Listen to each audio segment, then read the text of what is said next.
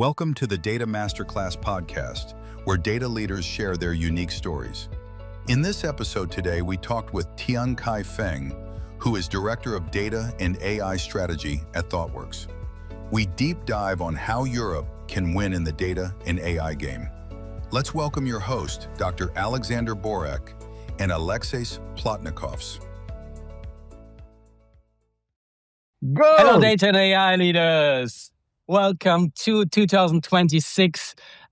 We have a great, phenomenal start for this year. One of our dear friends of Data Masterclass, Tiankai Feng, is with us. He is legendary in the data world and the AI world around the world. You used to be legendary in the data world, and now you're also legendary in the AI world since your last book, Leading AI with Heart and Mind. Is that correct? With Sense and Soul. Leading AI with Sense and Soul. That was the other book. Yeah. Correct. I love it. It's such a great title. With Sense and Soul. And your previous book was actually on data, which was leading data with hearts and minds. Is that correct? With head and heart, but you're very close. It's all good. Don't worry about it. I wanted to look it up just before the podcast, but then I didn't have the time. Because I knew I was gonna get it wrong. But great books, and I love your approach. You're bringing a fresh approach to it. I think that's also how many people know you and appreciate you, because you just bring that new perspective globally towards the data and AI community. And you kind of became famous through your music, your data music, and I think that's also one of your passions. And I'm looking forward to do some creative sessions potentially with you this year. Absolutely. But I think you kind of use that as a launch pad to actually explore data and the AI world, which got a bit stuck in paradigms in old thinking and old ways, and said, let's have a fresh look at it. And of course, this creative process to bring in music, I think that naturally probably created that process for you. And from there, naturally, you started just to look at things with fresh eyes. And I love that. And I keep following you every day on LinkedIn. I love your books. And I think you touched the matter of the day. You touched the key theme for not only this quarter or this year. I think it's for the next years with your new book. Because that isn't that what we all feel? There's so much talk about AI. Yes, absolutely. But I think the biggest topic is probably not really discussed. It's like very shallowly discussed. It's the why question. It's the purpose question. It's the leadership question, isn't it? Like it's like we would be in a boat and wouldn't be able to change the direction of that boat. That's it's like almost like helplessness. Like even Sam Altman these days kind of says, yeah, that's the way it is. Yeah, that's true. History goes in that direction. Yeah. So I think it was time for your book. That's what I want to say, Tiankai. I'm so happy that you're here with us and we can unpack that. Alexis, I don't know if you want to add or something on that framing before we get to Tiankai on this. I just want to say maybe one thing. When I was looking through the path, you created Tiankai with the first book on data, right? And then the second on AI. And there is so much great thoughtfulness into this. And it creates that type of a golden standard, like how we should look as the data professionals, as AI professionals on those opportunities, And I was one day sitting and thinking like, well, if there would be a nomination or maybe an election for the chief data and AI Europe, I would see you as a baseline. Wow. So many kind words towards me. It's so much encouragement. I'm blushing. No, thank you very much. Those are really big words that you're saying right now. But yes, thank you. Thanks so much. So to summarize, welcome to the Data Masterclass Podcast. Thank you. Thank you so much. Thank you. I think maybe just to add also, and since you brought up the two books, right? And there were two different guiding questions for me actually when writing the two books. And it's a little bit rooted in the different maturity stages we are dealing with those areas, right? Because when I wrote Humanizing Data Strategy, data management has been around for a long time already, right? And it was more about us all being comfortable in it in a certain way. But for me, it was the gap between theory and practice, right? Where in theory, we have all of these concepts like in the DIM book and all these kind of standards. But in practice, it's so much harder to implement and face a reality that for me, writing about the human side of it was a matter of basically creating those practical outcomes and make the theory work in reality. For AI, it's a little different because there is a lot of theory out there, but there's very little practice simply because it's not as adopted as widely yet in the way it currently is, also specifically with AI agents and Gen AI, right? So the question that I asked myself was not how do I make it more practical? It was actually how do we fit into this new world of AI? And that was, I realized, the question everyone is asking themselves, right? To your point, we are all going with the flow and we are all asking ourselves, how do we fit in? How do we contribute to it? And how do we create value and ethical standards to make AI work in the future? How can we do it, right? That's why everyone keeps upskilling and keeps learning about new things, keeps communicating about new things. But for me, I wanted just to contribute the human side of things and a human focus to it, and at least put my thoughts and opinions out there of what I think a human-centric future in AI could look like. And I'm glad it resonates with people, right? But I think that's for me really the guiding question, right? How do we all fit into this new world that's very heavy driven by AI? Should we look a bit on the problem statement before we because I mean you're proposing also pathways, on how to approach things, but let's look maybe first on the problem before we enter the solution space. Sure. And maybe Aleksejs, you can share kind of your views on where we are today with AI in the world and in Europe as a base for this discussion. Yeah, this may be very personal view, and so we have great minds here to discuss it. I feel that we are missing the game today in Europe. Like, when we talk about AI, there's this cliche coming like, hey, which is the biggest threat and is the biggest opportunity. And I think in Europe, we're a little bit more cautious about seeing this as a threat. And we are less exploring or positively energized by the opportunity. And, the world doesn't stay still in that space. So we see, I'm coming from a lot of years spent with the American company. And I know how they drive, towards the results, drive towards experimentation as well. It's not always just, the results, but this notion of like, hey, let's find a way to succeed, let's try, let's kind of maybe fail, but we navigate eventually. And so I see the same in China as well. And then I see this kind of a very conservative European thinking, which unfortunately, and again, prove me I'm wrong, but unfortunately goes a little bit on pair with what we've seen with the electric autos, where, the industry was waiting for something, saying like, no, our people will still go and choose, the traditional values, so to say, traditional build. They will not switch to Tesla or something, or to Chinese cars. And now we see that, well, it's not the case actually. And so I'm a little bit worried, and I'm thinking we as a data professionals, we have that sense of accountability. Yeah, it's not for me the political people who have very little knowledge about what technology can do and how. It's no disrespect, just from the historical background and how it works so far. So I think we should play more active in that space. And just so you started framing this problem. Okay, so in Europe we're kind of sleeping, and we're getting worried. You described the feeling of worried, and because American and Chinese players are so fast moving, and by the way, also the Middle East is it feels much faster moving than us, which is interesting. At the same time, people and us, people all over the world, but also in Europe, maybe in particular, we get worried about all the podcasts we see around with scientists and with leadership of these companies who produce these new AI technologies who are saying this is going to potentially cause with 10% of chance the end of the world in 10 years. Which is very interesting, to say such statements and be super cool about it and say, yeah, but that's the way it is. And I want to be first. If that happens, I want to be first.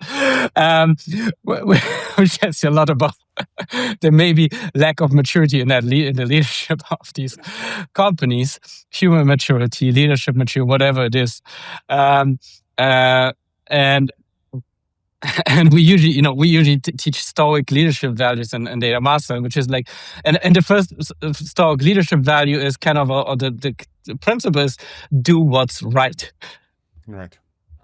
Very simple. And so on the one hand, people are rushing, we're getting worried and we're not behind. On the other hand, people are telling you this might cost the end of the world, but only 9% to 10%, 5 to 10% likelihood in 10 years, but it might be also in 5 or 20 or 30 years. That's kind of the place where we are. And and basically what happens to us in Europe, we freeze.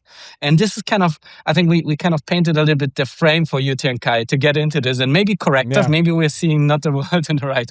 Like maybe the world is different than we describe. Maybe we oversimplify, but that's a bit what's visible. And I want to understand like how you look at that problem. Yeah, no, it's a very good point. I agree with that observation completely.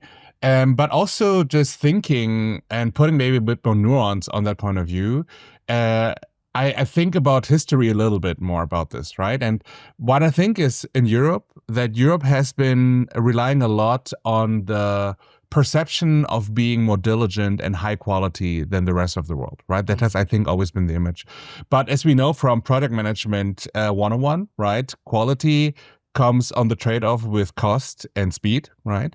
And I think when it comes to AI specifically now, what others are doing is just faster, right? And maybe a little bit more investing than Europe. But I think in innovation, we sometimes need to be more quick and dirty than just trying to do it as diligently as possible from the beginning, especially when we're experimenting, right? And when we're trying to innovate and see what works and what doesn't work. And this whole thinking of everything we do needs to be 100% thought through and has to be 100% high quality before we do anything is hurting ourselves and slowing us down here in Europe. Right. And I think this whole topic also with regulations, as Europe is famous for too, right, to have a lot of regulations, is in the same spirit, right? If we do it, let's do it right. But everyone else is thinking, if we do it, let's do it fast, right? And that is, I think, the big contrast we have. And that's why it feels we're so slow about it. On the other hand, though, right, if we make it out of that rut and we start producing high quality AI, safe AI, from Europe, then I think it's competitive again, right? But it does feel like that everyone is faster right now and it's hard to keep up. And we see, as you mentioned, with the automotive sector, that this is something sometimes that we cannot afford, right? Others are just going to be faster and they produce good enough quality to be able to make us irrelevant in some cases. Do you think the current state is that others are faster than us? Or do you think the current state, and we are focused on quality and that's why we're slower?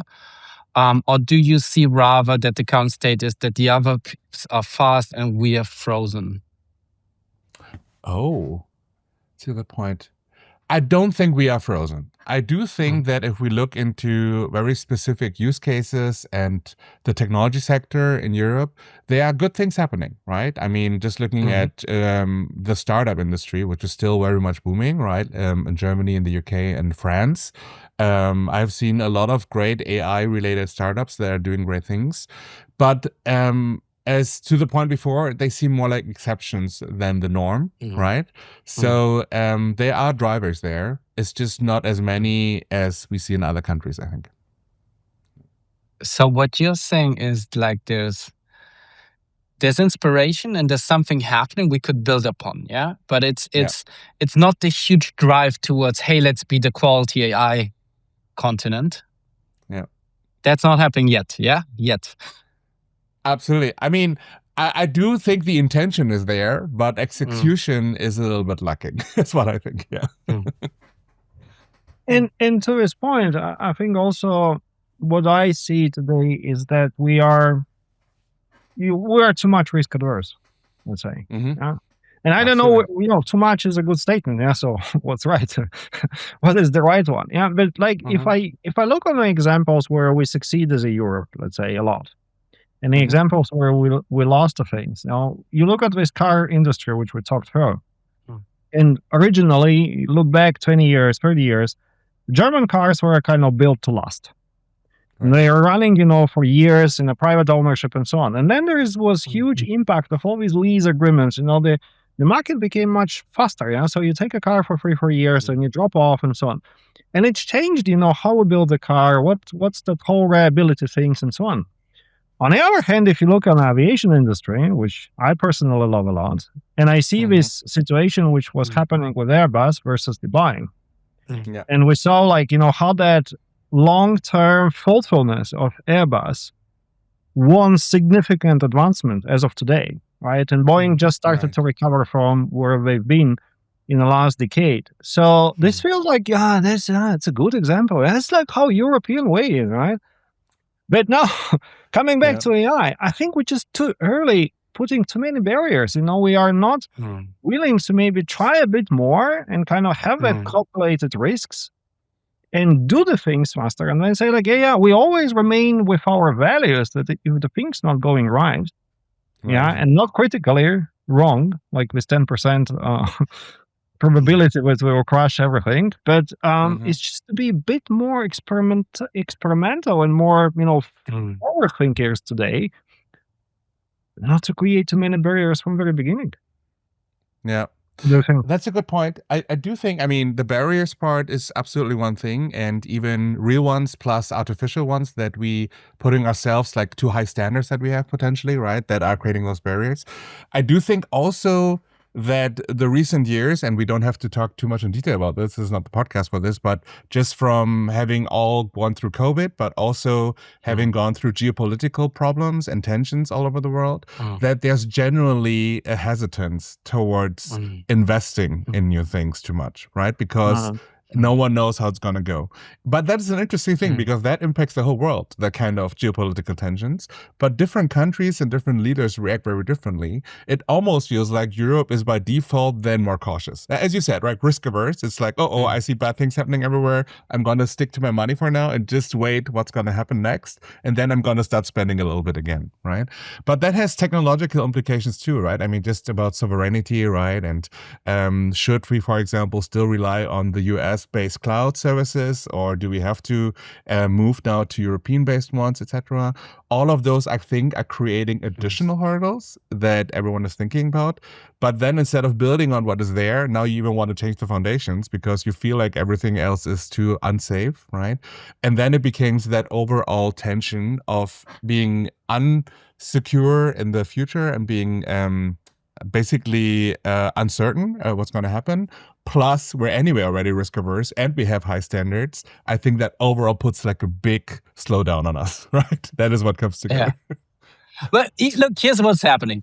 The world has been always uncertain. It's getting more uncertain. It's getting more dynamic. And in such environments, the people and the organizations who take bold moves, thoughtful, but bold moves win. Because they take opportunities. When there are huge changes, there are huge opportunities. And if you're frozen, if you're not taking decisions, you're frozen. And you basically let the train go and you miss out on that train. That's what literally happens. So I think it's absolutely great to be thoughtful, but we need to make decisions on that. Like, are we going towards having our stack or not? Like, if yes, let's go all in and build this and put in billions. Let's put in, a $1 trillion euro investment of EU funds into it to do that, or do other kind of magic tricks, create some legislation to do tax saving on European infrastructure, whatever, any unfair great advantage that we can create, in this environment. I think that makes sense. So I think it's probably simpler. Like, leadership is pretty simple. It's about doing the right thing and being courageous to do that, and do it in a wise way. Yeah, but do it. Please do it. And That's so true. I mean, I think actually that reminds me of like a typical day-to-day of us data practitioners, right? And there's often that a very bad situation, we call it analysis paralysis, right? Where because you feel like you don't have enough information or data, you just keep on analyzing and you find more data to analyze and you find more data to analyze. You keep analyzing it because you feel like at some point you have 100% of all the full information to finally make the right decision. But in reality, we know that is not going to happen. There's always a level of uncertainty, right? And somewhere we have to move forward because it's not worth it to analyze even more if the main decision is not going to change. And I feel like this is the mindset we should have, right? Like, let's not stick to analysis paralysis on this big level when we want to innovate and want to make AI successful. Let's move ahead despite the uncertainty and trust in the information we have and trust a little bit in our leadership to actually move forward. Yeah. Alex, what you're suggesting, and Tiankai, you're also reflecting on this. We are addressing this to the people. So we are saying, hey, let's do, like together. So we have a notion of we, right? So we as a data professionals, as a community, as a Euro. So it's people. It's a people, right? And I had a feel today, at least, or in past days, that the people are not convinced. Maybe 3 of us convinced here. Mm-hmm. And you go more outside, even in the data society with the data professionals, not even speaking towards the business leaders or to political leaders. That first notion is like, I don't know. Yeah, maybe. Yeah. So but, how do you get that we moment? But look, I think it's very simple to explain. Like, let's not overcomplicate. People are worried. Things are changing. People are worried. They freeze. Mm-hmm. And they are worried because AI is the evil, and AI is eating their jobs, and AI is coming from the outside, like basically Chinese and US is leveraging that and are faster. They're worried out of these 3 things, and because it's 3 worries, they're so confused. Like, we are so confused. Let's simplify that. That we sometimes kind of freeze, and that freezes collectively. It's not about one individual, but it's like if your board is frozen a bit, if you are frozen, like it's not completely frozen, but it's like being in deep snow and trying to move. That's kind of how I see the situation right now. And I think when you zoom out of it, I think it would be probably interesting for us 3 to discuss what's the state of AI right now in 2026 as you see it. Like, where are we? Where is this moving? Tiankai, maybe your point first. Yeah, sure. I do think that compared to previous years, that the hype has been faced more with realism now, right? Because all of the, let's say, high expectations that were unreal have finally been a little bit, let's say, calibrated by reality of knowing that not everything is as easy, right? And what started, I think, with a lot of hype around seeing productivity increases, finally we realized that the individual productivity increase is not actually moving the needle on a bigger business impact level, but to actually move the needle on business impact level, a lot more is needed than just rolling out Copilot to everyone, right? And that is, I think, where we're at, where now this year, I feel like a lot of the foundational topics are getting in focus because everyone realizes this was important. I think we're all seeing ontologies, knowledge graphs being more important to basically provide better context for Gen AI and AI agents, right? I'm seeing a lot of more traction in data governance, AI governance as well, but also more from accountability and coordination level, as well as in Europe regulation driven still, right? And I think I see a lot of just traditional change management, digital transformation topics coming up again of like, how do we make this actually stick and make everyone part of this and don't feel the resistance anymore towards AI on organization level? So to turn employees basically into advocates and not just silent sabotagers, so to say, right? This is, I think, where the state of AI in 2026 is. Yeah, and that's, I think, a very European and DACH-centric perspective. I fully agree with that statement. Like, that's what we see every day, like when we work here with our members. But there are also some tech players here, plus there are tech companies that we're in touch with. And Aleksejs, what do you see on a global scale right now happening?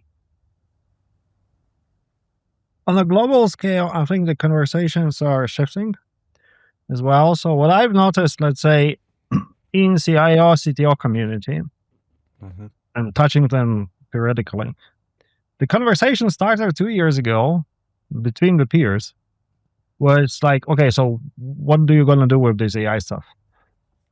Then a year ago, it was like, hey, how it works for you? Like, yeah, for sure, you have some chat maybe, or a chatbot, or the Copilot.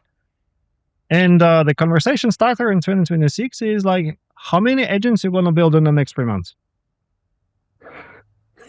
So for me, this is an indication that we are shifting exactly what you say, Tiankai. So we're shifting a little bit this needle from, personal productivity. We played enough. We know now the boundaries. We know where it works. Certainly, there will be more innovation coming and so on. But we're starting to see more of those business opportunities as the world of technology and business leaders, and kind of spend a bit more in-depth thinking, like, okay, what does it really mean? Like, what could change? How can we do it better, with this technology?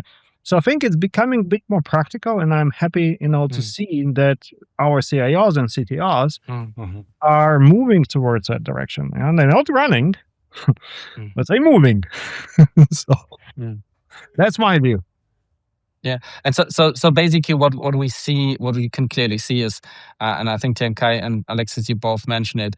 There's one kind of theme around self-service, like this new AI self-service, which kind of didn't exist. In ML, you didn't have so much self-service. There was some click solutions, but it was like, but now you have that in AI, building your own agents as a business person somehow, dropping a few files into a folder and, creating doing a bit of prompt engineering, sometimes combining it a little bit with a GUI user interface.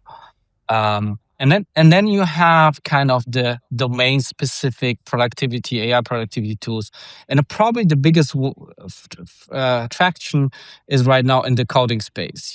I think ironically, the tech community, which kind of brings AI, is effective most in terms of jobs, which is really an irony of the history. I wouldn't have thought that a few years back. I thought it will affect everyone first before the tech community, but now it becomes apparent the tech community will probably be affected first. It's very interesting to see. Not good for, I used to think that being a developer is a very safe job. I'm not sure these days anymore. And then the kind of the third thing is like these building your own agent applications and AI applications that are at the core of your processes of your company, combining different pieces and so on, which is interesting because it really moves away from data science, and it moves much more towards, I would call it like AI software development. 3.0, whatever, with prompt engineering and business process reengineering. Like it's very interesting. It's very different skills than it used to be in the classical data science team. Yeah. Any thoughts on this? No, very true. I mean, I agree with you that also, I'm seeing this AI for software development being a real big driver for the overall AI revolution, right? I think most of the changes and actual quantifiable uplift we see suddenly come from that space, right? And I think all of the big players are driving that too, right? With Cloud Code and now Cloud Cowork, for example, and Cursor and all of these kind of tools going in that direction for AI-assisted coding. I think this is where that transition that we talked about from productivity increase to actually moving the needle suddenly is really real, right? So all of the basically critical mass of developers using AI assistants suddenly together as a collective are moving the needle because all of a sudden the development processes are so much more efficient than before. And it's a nice showcase and almost like a lighthouse, right? To see how we find a balance between human coding and AI assistants and how that could hopefully guide other ways of collaboration with AI to actually work out. And especially when we think about in the beginning, when we said people are afraid of AI, right? It takes their job, it might threaten them. This seems like a nice safe zone to look at where it actually does good things mostly, right? I mean, we all know the dangers of vibe coding, but other than that, right? It's mostly good stories that come out of that. And maybe that's the energy we can use actually to not slow down, but to actually move forward and accelerate a little bit, I think.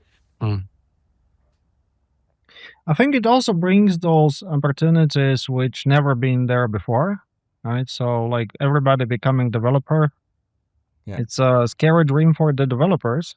But I see the other side of this, like I have my 11-year-old who wants to create a math game together with his friends.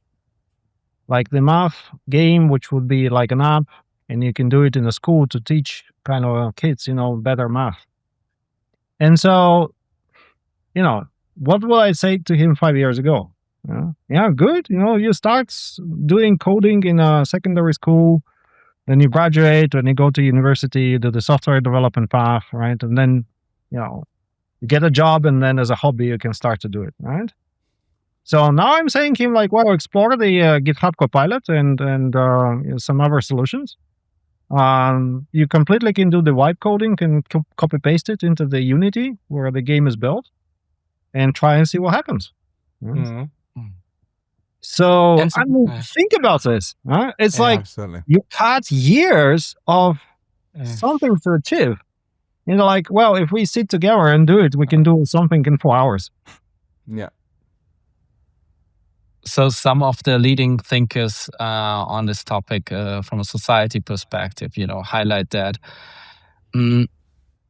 there's a lot of good things coming out of this AI, you could say revolution or evolution for society, and a lot of it will be fun and will create opportunities to do things in a new way, and maybe in a more fun way, in a more creative, productive way, in a more value-driving way.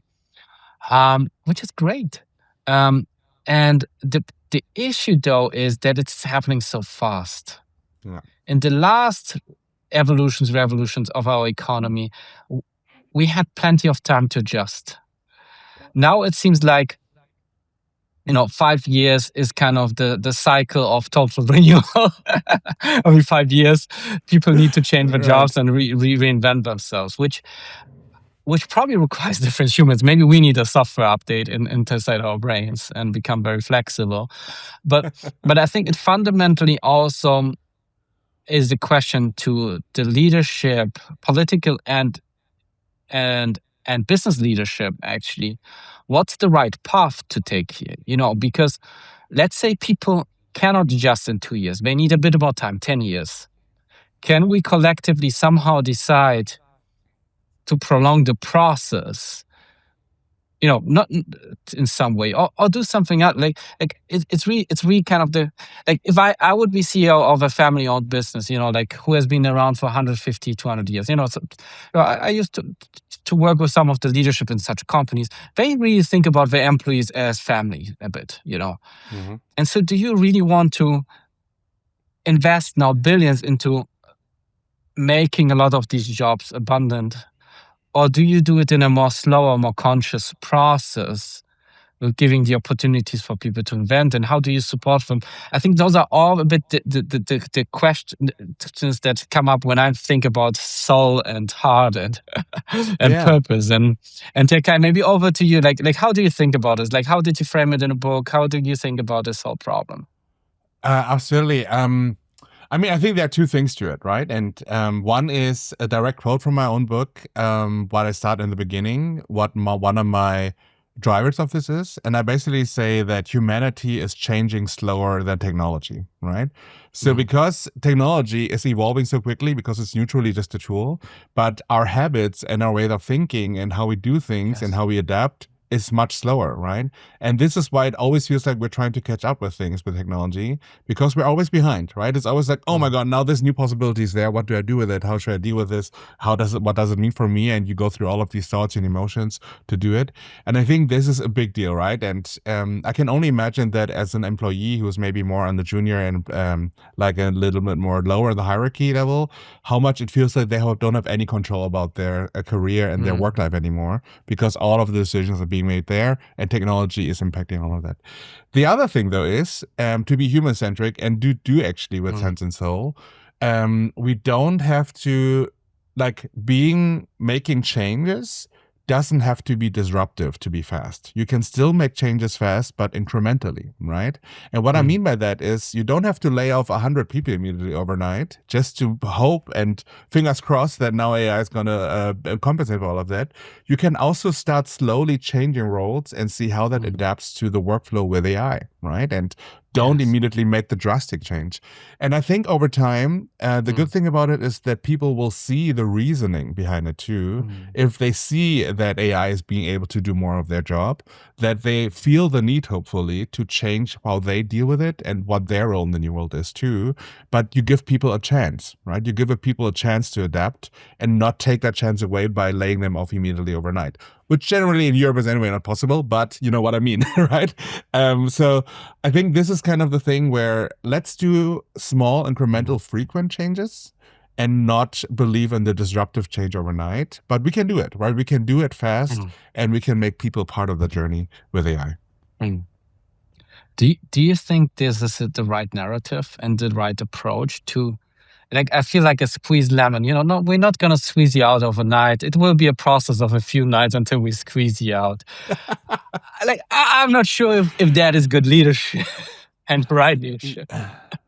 I see it different, honestly. I see it different. I see this as, on a humanity side, we know that people can adapt faster if they have that environment.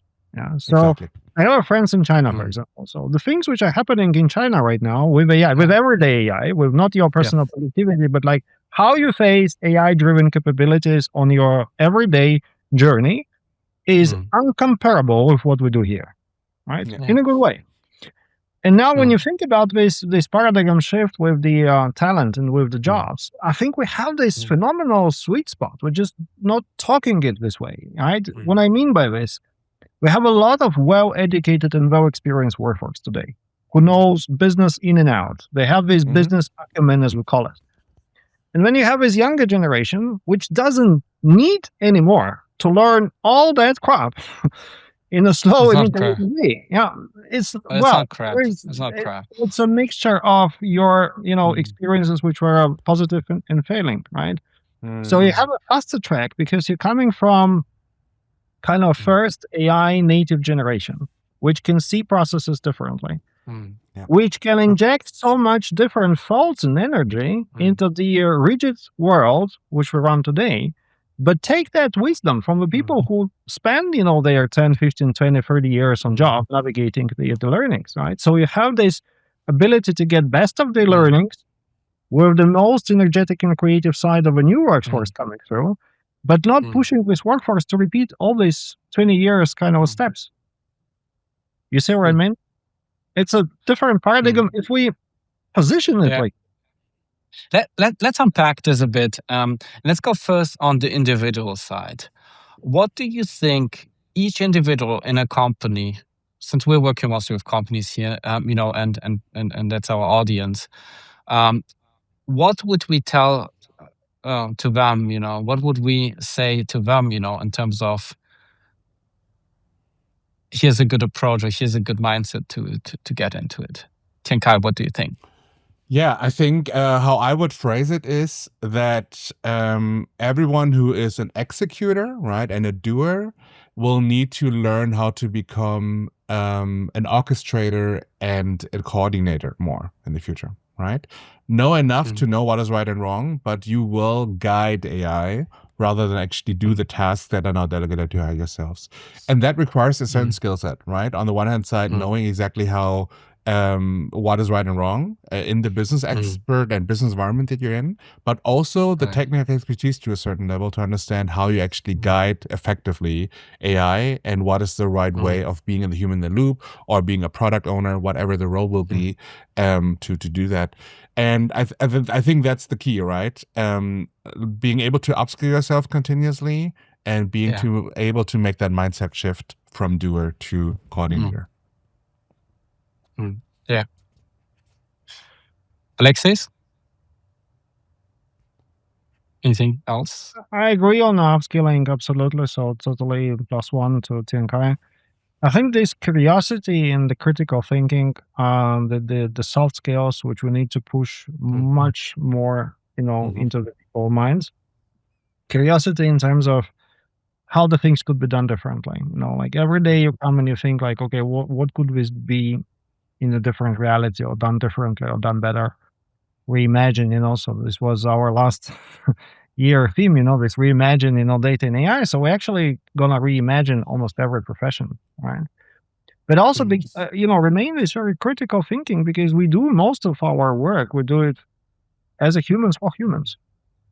Right. And so do we want that human experience to be amazing or to suffer? Yeah. So even today, when I'm using AI, let's say, to create some documents and so on, I'm going through very rigorously afterwards. I don't want to overload, the person on the other side, which is a human whom I'm sending with some information which doesn't stick, right? Doesn't feel like human input, right? So I think keeping in mind that we do this for human by human, and AI is a mean to make it simpler, or faster, or more efficient, but not to lose that side. Better. Yeah, that we are doing this for ourselves. So I want to bet on that, because you said curiosity and you kind of and self, kind of taking self-responsibility, upgrading yourself. I have a small story here to share personally. I recently did an AI training myself. And the guy who was training me, and I booked the course. It cost us like I think over €1,000. I booked a 6-week program with 1 hour each week, and to learn about AI. Now, the reason why I was doing it, because I realized there are people who are young and smart and start using it like crazy and have understood how to crack the best out of these models for day-to-day productivity as an entrepreneur. Yeah, that's why I booked this. And the guy who's teaching it is like 10 years younger. He studied tourism or something. He did like 2 years of AI education. That's his CV. And now he's running this AI education company. And he's super successful. Like 60,000 people are doing this course. Wow. Amazing guy. I love the course. But it created a feeling first in me. Like, what the... I have been doing AI for 10, 15, 20 years. I've been doing a PhD, I've been writing books, I've been doing this. And now this young guy with studying tourism and doing 2 years of YouTube is teaching 60,000 people. And our Data Masters community is like 1,000 people. What the... That was the feeling costing me. But then I thought, hang on, get in state. This guy is super inspiring. This is the future. This is how it goes. This shows you the new ways of doing business. So the way you look at it is, you can either say, I'm getting demotivated by what I see, or you say, this is the way. I can do that myself. I can do anything within 2 years. And that's the space we're going to. And it's your decision which path as an individual you take. No matter if you're a leader or a contributor, individual contributor, it's your choices of how you look at things. If you make this the best 2 years of your life, the next 2 years, or the worst. Absolutely. Does that make sense? Yes, it's much what you make out of it, right? Which I think honestly links very well to the beginning again of this conversation, right? Instead of just freezing and now being intimidated by everything around you, take the opportunity and make it your own, right? Do what you think you can make out of it and just start. And the good thing about AI is that everyone can just get started now, right? I mean, it's so easy. We just talked about it with the coding for kids now, right? You can just get started. No one is stopping you, right? You just get started and see where it goes. It might lead you to success, it might lead you to a failure, but then you learn from it.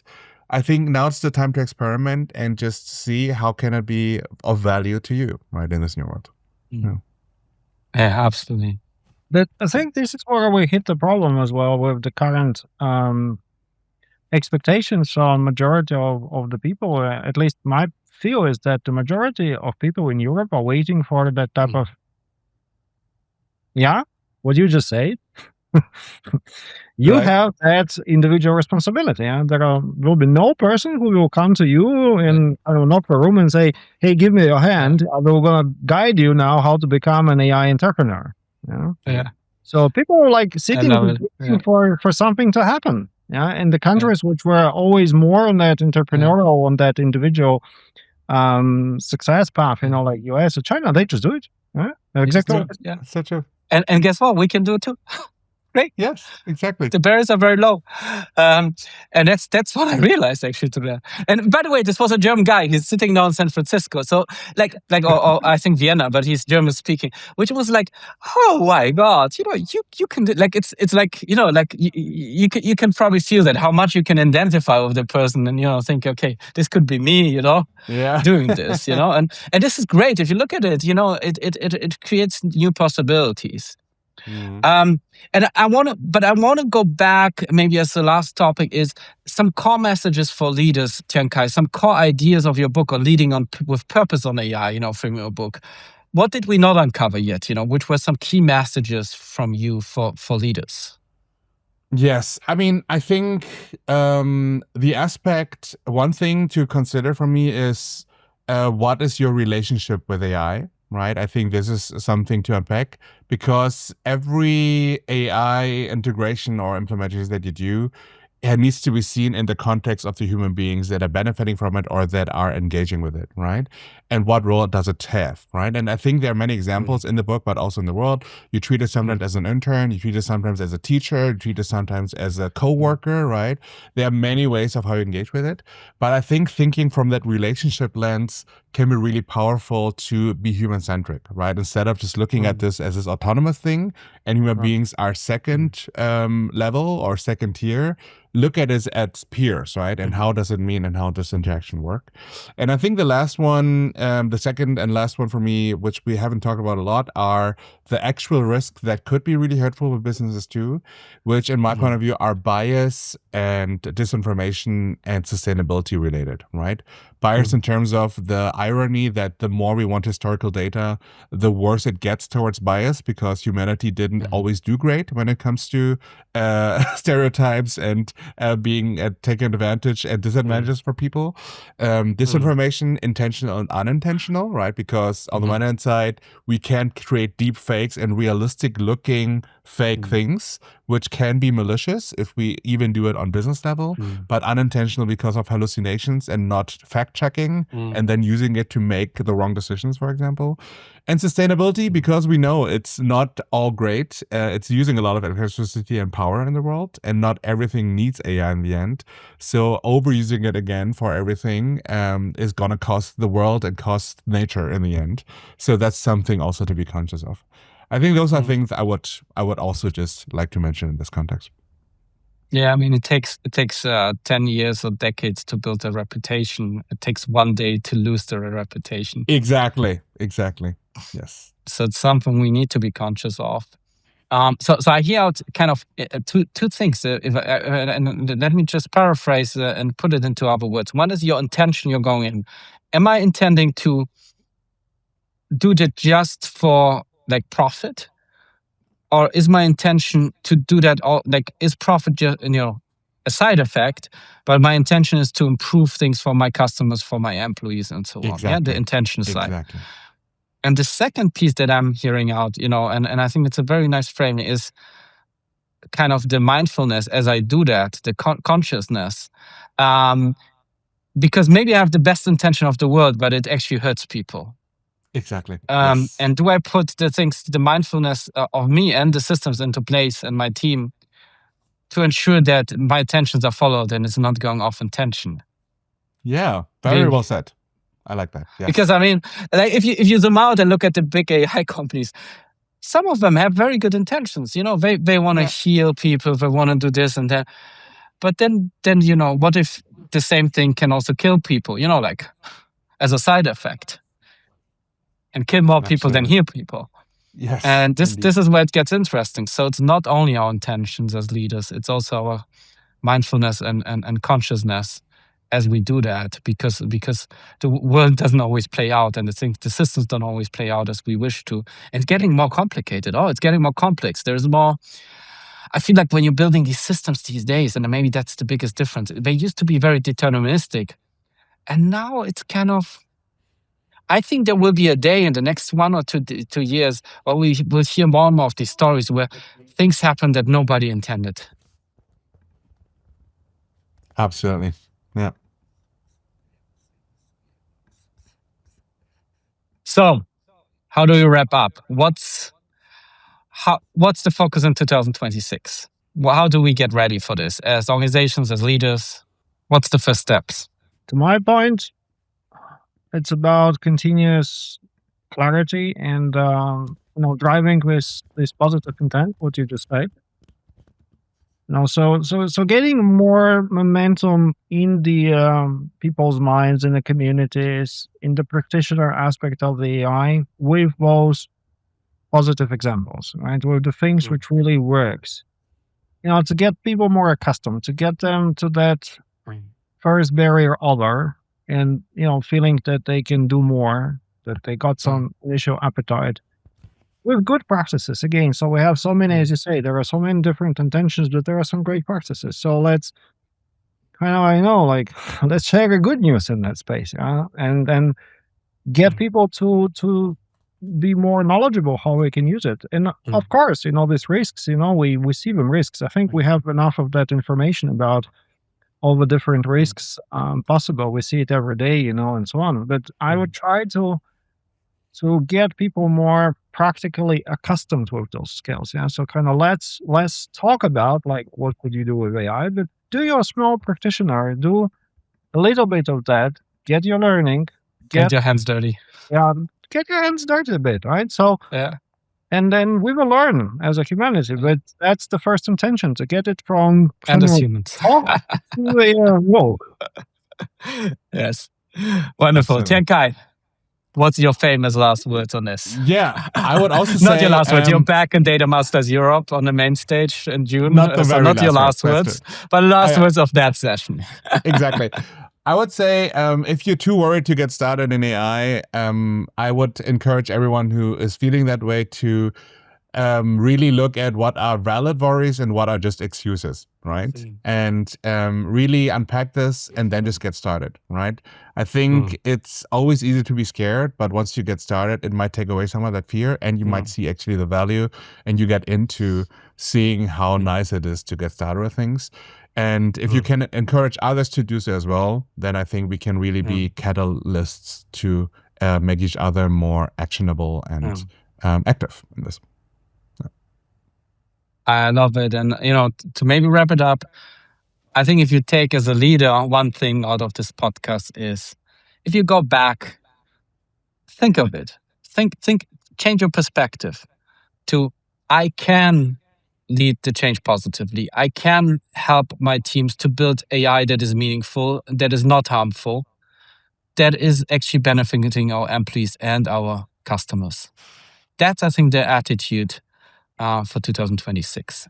And I can do that now. Great.